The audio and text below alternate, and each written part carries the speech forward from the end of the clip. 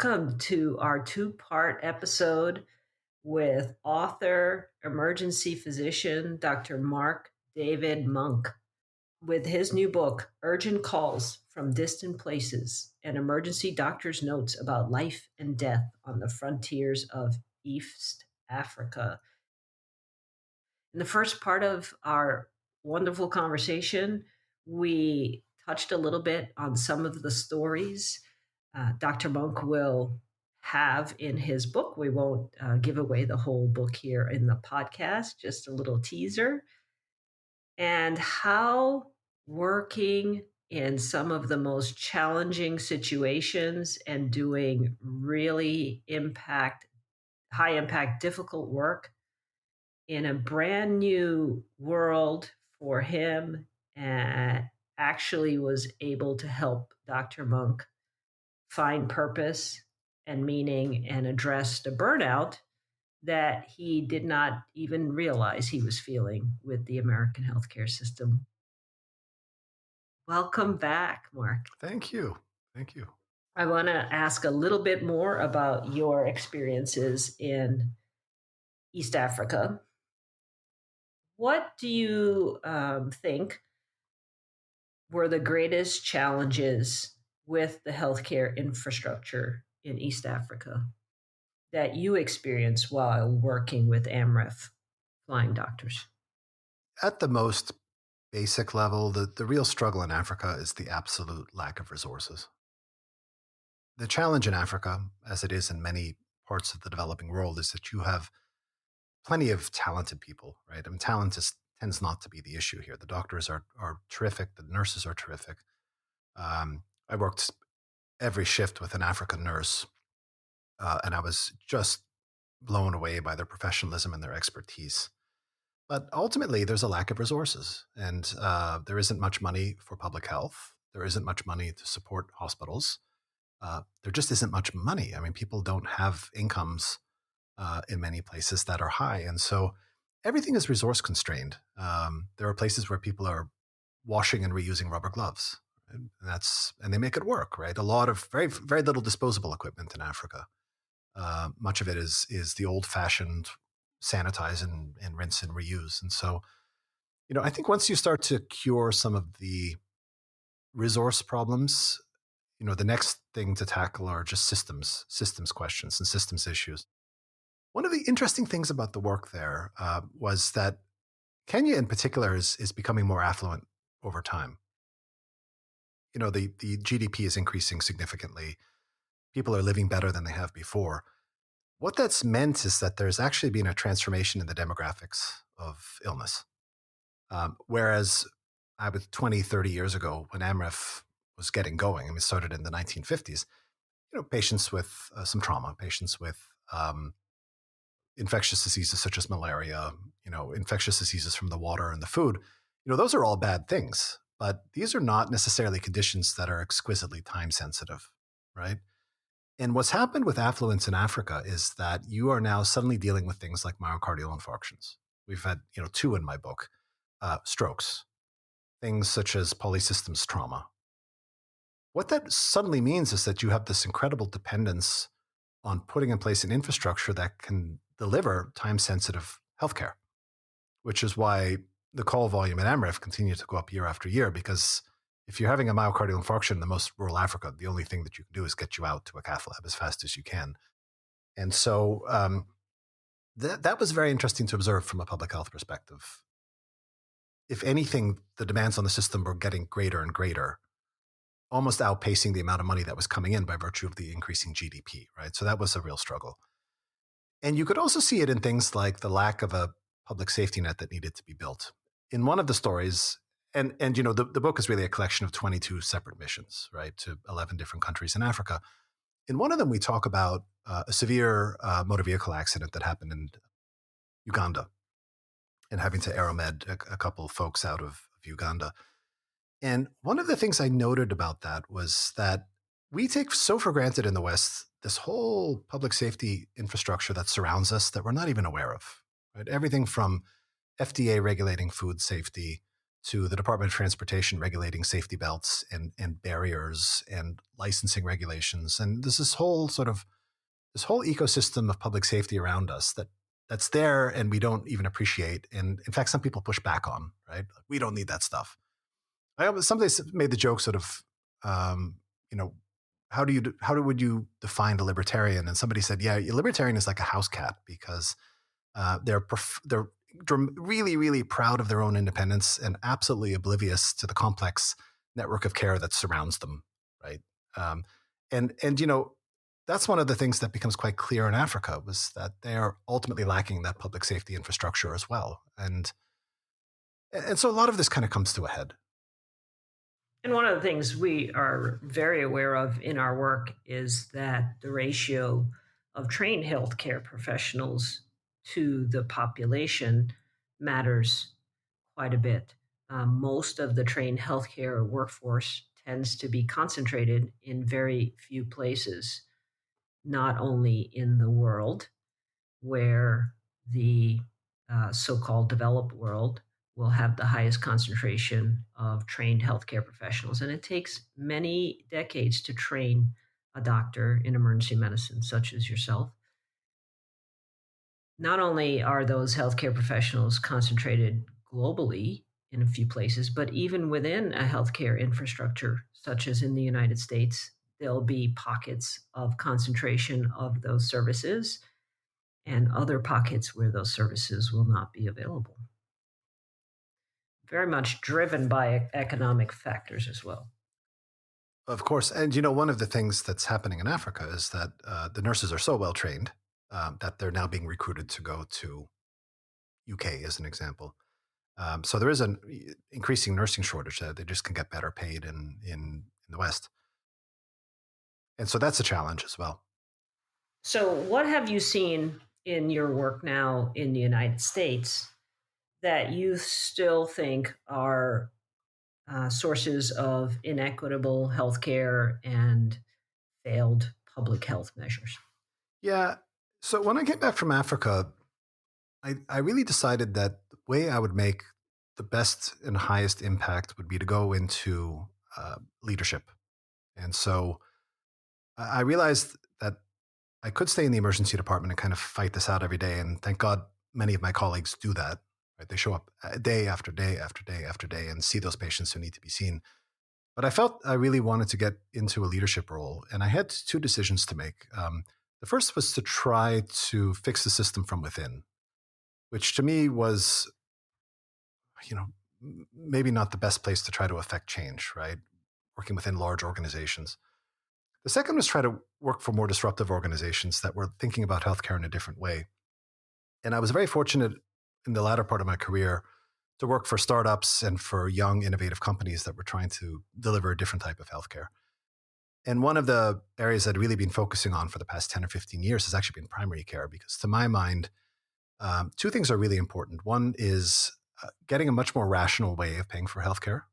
The way that we pay for healthcare in the United States now, predominantly fee for service, is such a misaligned way of generating the right outcomes. It's a really toxic way to pay for services on a piecemeal basis. But the second is you're not really going to improve any of the quadruple A measures without improving primary care along the way. Right? People need a medical home.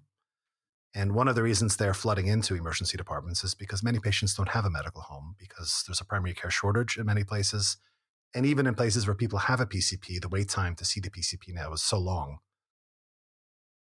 What's ended up happening really in the US is that primary care is in fact the loss leader for many of these large healthcare systems because of this consolidation that's taken place. And so, without changing the way we deliver care, without changing the way that we pay for healthcare, we're not going to see any better results in the United States.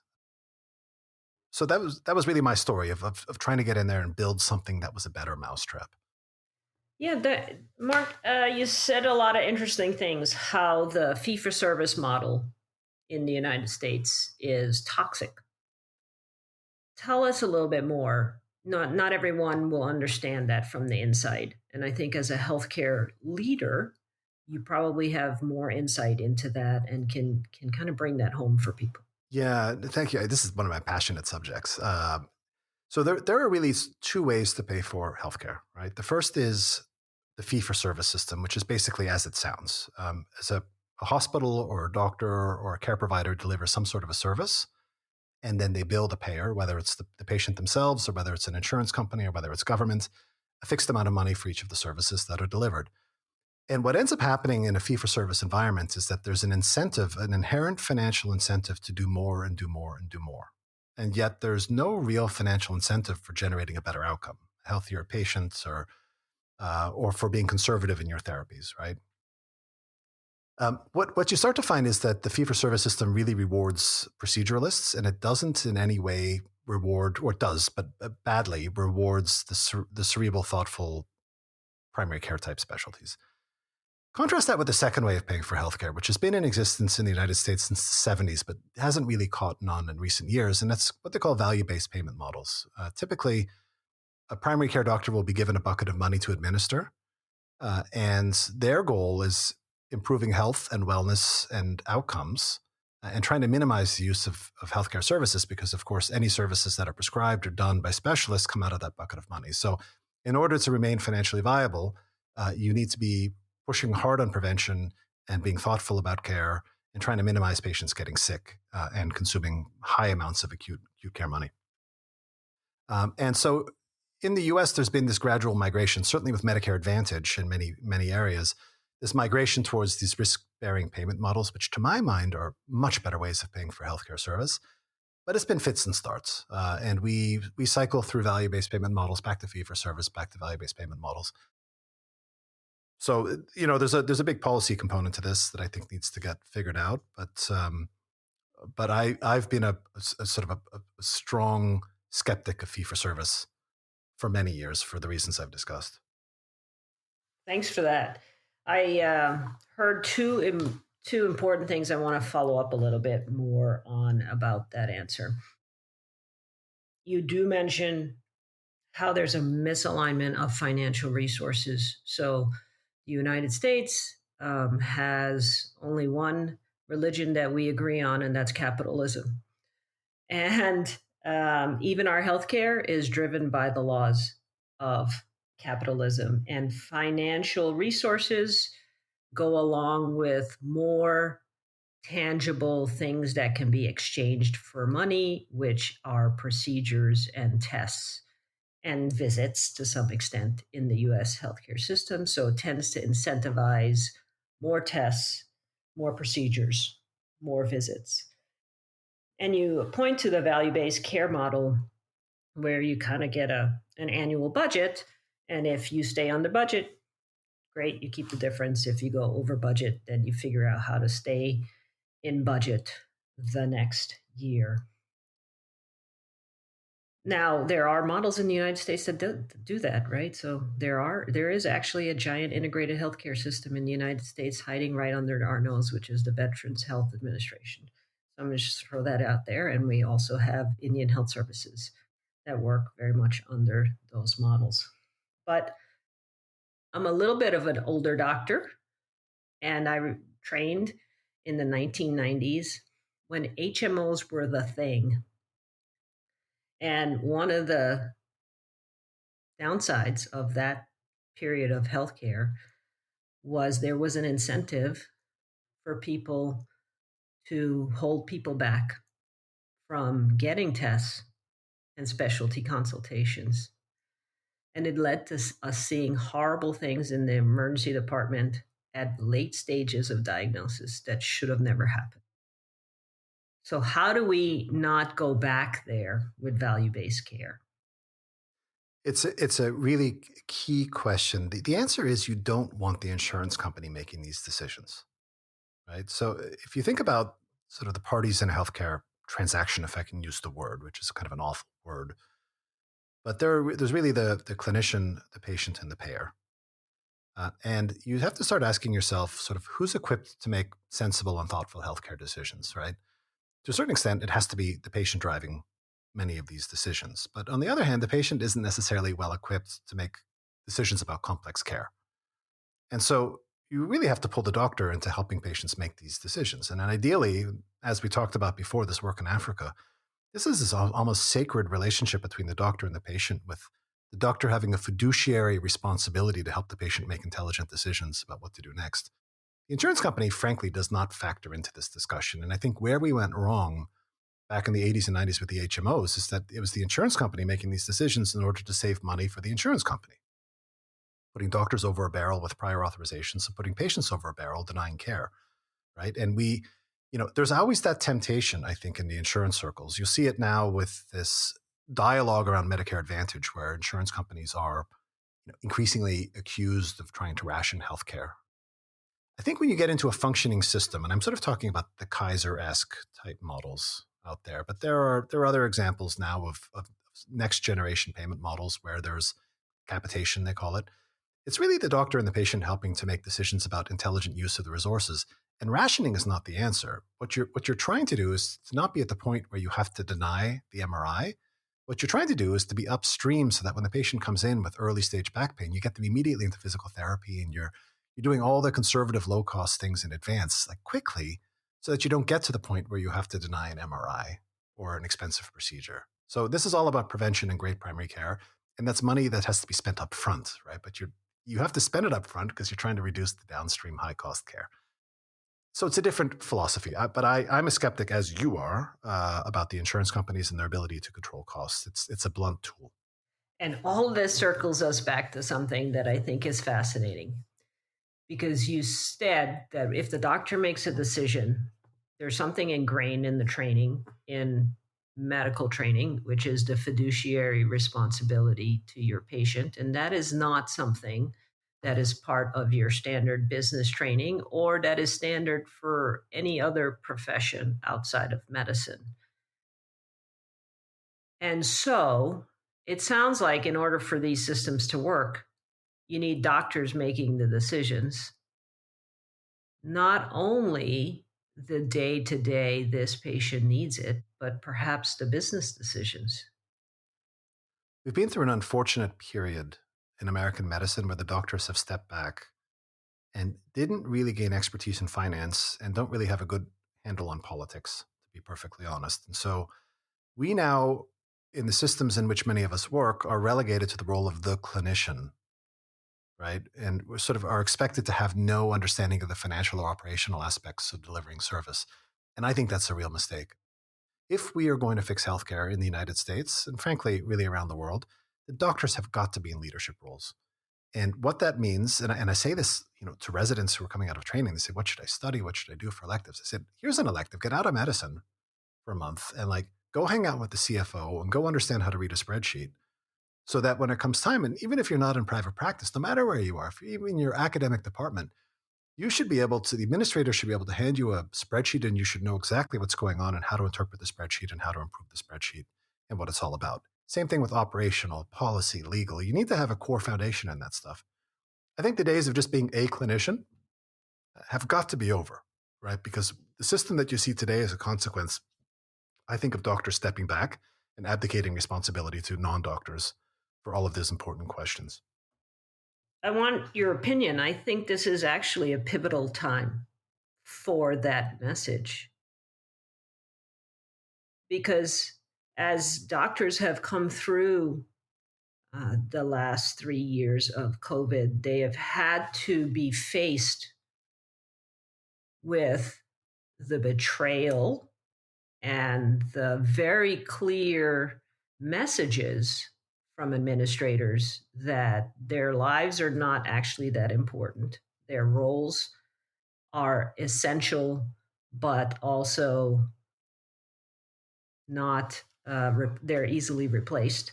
Yeah. And this is probably a very pivotal time for you to make that case to the next generation or the current generation.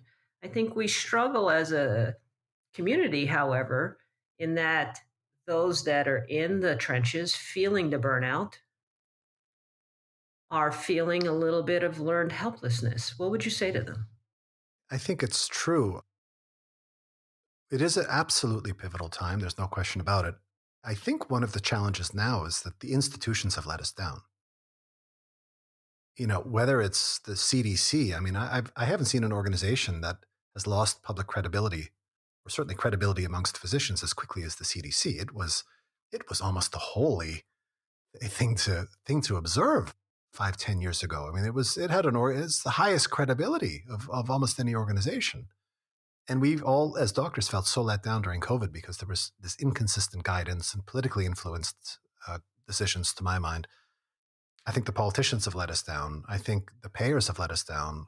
I think the rise of insurance companies buying physician groups and consolidating them have let us down. I mean, we're fundamentally sort of simple people, doctors, right? We have a core set of beliefs that we feel very strongly in for the most part. And we want to be able to practice medicine the way I was allowed to practice medicine in Africa, which is very personal one-on-one care. It's what keeps us going. And to sort of I know where people are coming from. They feel neglected by the system. The institutions have failed us. And I don't know if I have a great answer for how to fix this, other than I have a firm conviction that the doctors are the only ones who can do this and need to be in these leadership roles to help drive the next evolution. Thank you for that. I have a lot of hope in the next generation. And I say that not in the way that we, as the current generation, are going to wash our hands and leave our trash to you. We will help you and then open the pathway for you to come in and continue the important work. And so I want our next generation, those that are in training right now and coming out as the doctors, to hear that message and to take up that mantle and move forward. I'm so impressed by that next generation of students. You can see it actually in the way that medical training has changed. There's much more adherence to duty hours, for example, and regulations around training. It's a much more humane way to train. And of course, the outcomes are identical, but it's just people get through the training without having been brutalized for all those years. And I think you're going to see that generation of doctors migrating into practice and setting firm boundaries as to what they're prepared to deal with and not deal with. As I say in the book, in emergency medicine, we're such good doobies that we show up and we do all the right things and skip our lunches and don't go to the bathroom and manage too many patients at the same time because we know that patients are going to get sick and die if we don't. And the system has learned to depend upon that goodwill as almost a core, like a measure to be expected. Like, let's not even factor in a lunch for an emergency doctor working a 10-hour shift. Let's just pretend that they don't take lunch because there's so many patients to be seen. But that's no way to design a system. If you were designing a system, you would obviously set aside half an hour where there's another person covering and you could take a break and have a bite to eat and pull yourself back together again. But the system takes advantage of the goodwill, frankly, of the hard work of doctors. And it's a shame. In your book, you mentioned that this opportunity that brought you all this great insight with flying doctors came at a time in your life when you didn't have a lot of social attachments, when you could just go and get this experience. But now we are back at a place where we want this next generation of physicians who will be leaders and who will be more focused on equity and global health. What would you suggest to them as experiences and how to get this experience and perspective that has been so influential for you? It's a really great question. I mean, listen, I have a few colleagues who have dedicated themselves to doing international healthcare as their sole occupation, right? There are some people who work as many shifts as they can in a short time to put a little bit of spending money away, and then they work abroad for months and months and months a year. A handful of friends who do that. And I have just such enormous respect for people who can do that. I mean, that's just an extraordinary mission driven way to lead your life. The truth of the matter is that for most of us, you got to make a living, right? And for the most part, global health doesn't pay, right? It's hard to put food on the table when you've got a family and you've got a mortgage to work in global health. I mean, it's some people can pull it off. It's not easy. So the question is for the average clinician working in the United States, how do you pull this off? There are fortunately plenty of opportunities to stay involved. I think what you have to be careful of, though, is that there are sometimes almost sort of global tour. It's like almost a healthcare tourism kind of a thing where And you sort of see this a lot in Africa. I wrote about it in my book, but people who sort of save up all this money to go build an outhouse in a village in Africa. And I'm like, that's terrific. But frankly, they could have built the outhouse for much less if you just transfer the money for your plane ticket locally and somebody could build the outhouse. I mean, it doesn't require you to go to Africa. So I'm a bit skeptical of those kind of tourism experiences. But that said, there are plenty of opportunities for doctors to work with really credible NGOs. AMREF being an example, a flying doctor service. I wasn't compensated for my time there. And they were really, really happy to have an exchange doctor from the US come. And I learned a lot and they learned a lot. And that was a mutually beneficial experience. And there were plenty of great NGOs like that, where if you do a bit of research and you can take a couple months off, you can maintain both a life at home, getting a 401k, and also contribute to the world and bring back more than I think you are investing in the experience. With that, I would love to get your opinion on what we are building here, because I had a very different experience as I was training. I already, as I came out of medical school, had my first child. I was married, and certainly picking up and going somewhere else across the world was not going to be an option for me. But as my very first role model was Dr. Jane Goodall, it's certainly something that I always wished I could do. And now, in the post COVID years, we are at a place where we realize that telehealth is a way we can connect with people in rural areas right here in the United States and people in rural areas all across the globe. In fact, it's been used in conflict zones where it's unsafe to go physically, and it can be used in times of pandemic when it is a greater safety risk for people to travel in and out, because they become vectors too as they travel out, not just in. I mean, we like to not be afraid to go in, but you can't have people traveling in and out of a pandemic zone.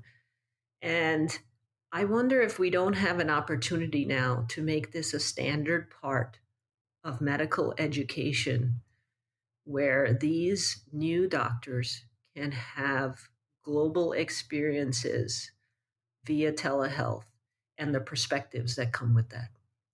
I love that suggestion. I was fortunate to have worked at the University of New Mexico for, 5 or 6 years earlier in my career. And of course, Project Echo was out of UNM and Dr. Aurora was out of there. And the work that he was doing was extraordinary, driven by necessity, of course, in a rural state like New Mexico, where we had, you know, huge distances to cover. So you could do hepatology clinic, and that worked really well in a system like UNM, which had a state mandate to care for New Mexicans.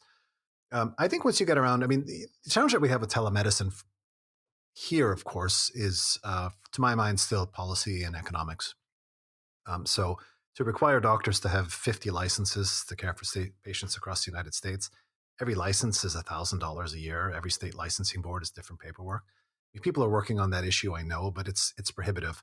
And similarly, there were certainly loosening of billing and insurance regulations during COVID. Some of them are tightening up again, but uh, you can't see a patient in many cases without pushing on their belly and doing a physical exam and all of those things. It's not really attuned, right, to non in person visits. So I think that's a work in process. I mean, I think many of us have had this wonderful experience of using telehealth, during COVID, and it was a really effective way of getting healthcare and terrific. Let's expand it. And you did point out there one of the important things that we have to always consider in order to have impact, whether it's here in the United States or globally, is government and regulatory oversight and cooperation, and indeed collaboration, in order to make initiatives move forward. And so in the United States, of course, we have these things like cross state licenses and the regulations that come with those that are vestiges from a different time. We always evolve faster than regulation. And so those things existed when in person healthcare was the only model, just like patients coming to the doctor instead of the doctor going to the patient being the only model. And now we have integrated private and public systems across many states. And I think it's only a matter of time before those regulations and the licensure will catch up.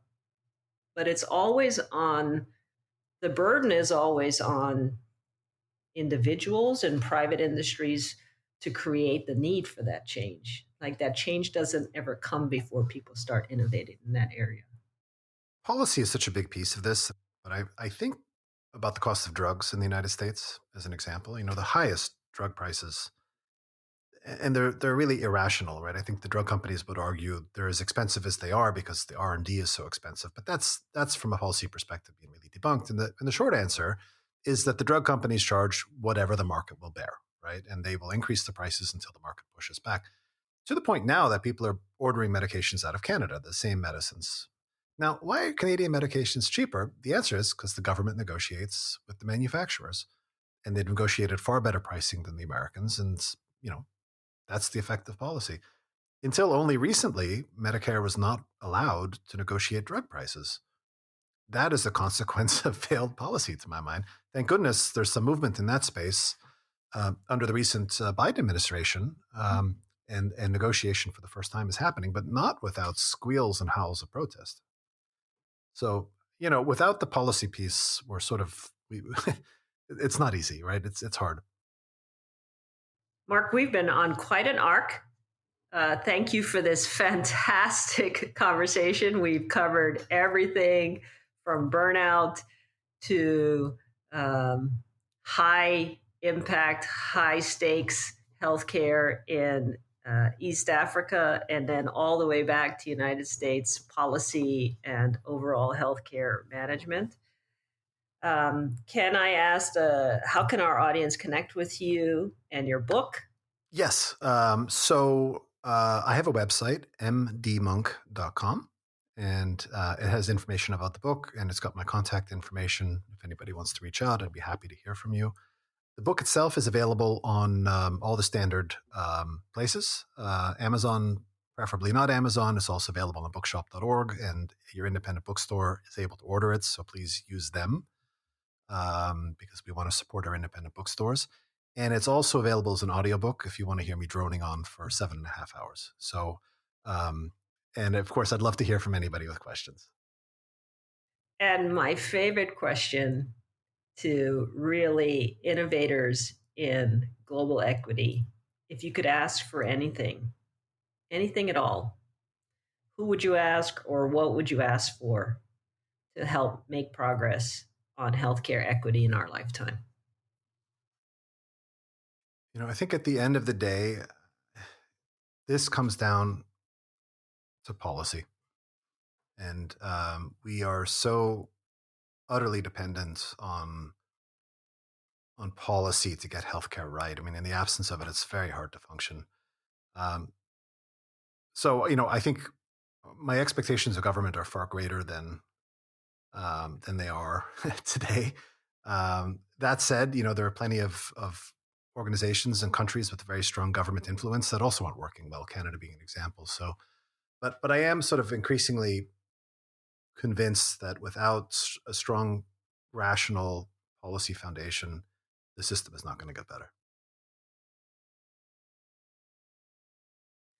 Mark, it's been a fantastic conversation. I appreciate you very much. I want to say to the audience, the stories and just a back and forth between the intense, beautiful stories of these interactions with Dr. Munk on Flying Doctors, and then the stories he tells about just the environment and how the environment influences how you can carry out healthcare. How does what is going on in the general, the local environment with the politics, but also the local leaders and the economics and how things are paid for and how things are run can really influence the healthcare of one person, even at the most crucial times in their life. They're amazing stories. Please read it. It's a great book. It'll be out just in a few short days. looking forward to it. Looking forward to receiving my copy as well. Mark, thank you for being on the podcast today. And I hope we get to hear more from you and maybe more books. I hope so too. Thanks for having me, Dr. Kim. Thank you for joining us in this week's episode of Voices of Healthcare Equity.